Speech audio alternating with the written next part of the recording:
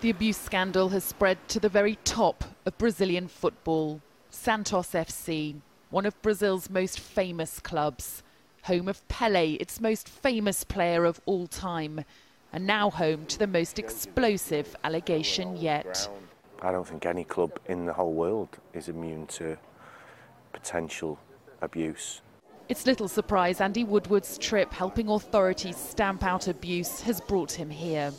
The director of Santos Soccer Academy recently suspended, accused by a 19-year-old former youth player of sexual assault when he was just 11.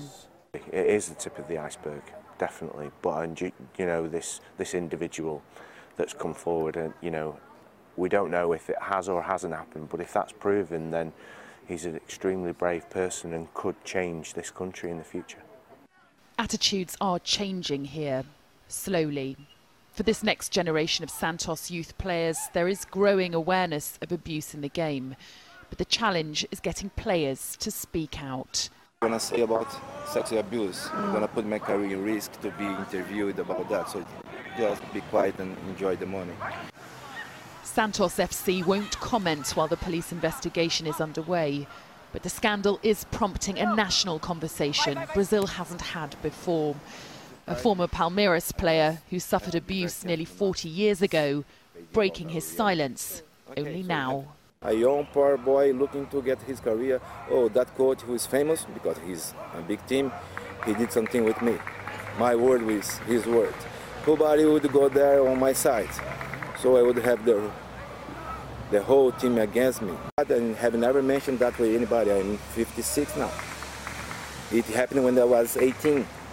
Years later, and little has changed. Poverty is high and football is powerful. More than 11 million people live in Brazil's slums. Crime is high, life expectancy low. If a football agent comes calling with a ticket out of here, a child or family will take it, not knowing what it could cost. We're playing with dirt here. Kids growing up in these favelas really do have next to nothing. We're talking the most basic of things: food, shoes. Talent scouts often come and recruit from these really poor areas, and if a child gets an opportunity to join a club, it's a golden ticket. It means they leave all this behind. Life can be transformed from this to this. Santos, like most clubs in Brazil, has a hostel for its youth players. But for vulnerable boys far away from home, there's little protection from abuse. The power of football and extreme poverty has harboured decades of abuse in Brazil, a dangerous cocktail that still exists in the sport today. Sally Lockwood, Sky News, Santos.